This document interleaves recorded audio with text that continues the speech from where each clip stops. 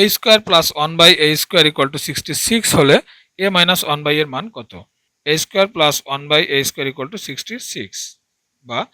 a square plus 1 by a স্কয়ারের আমরা জানি যে দুটো সূত্র আছে, a plus 1 by a whole square minus 2 into a into 1 by a,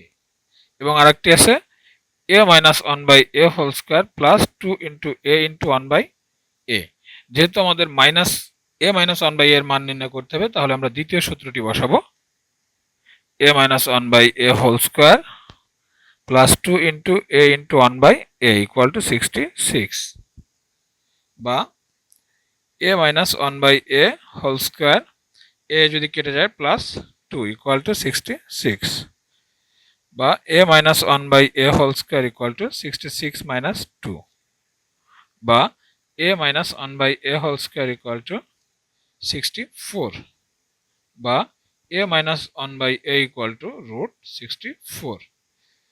so a minus 1 by a equal to 64 কে আমরা রুট করলে পাবো 8 প্লাস মাইনাস 8।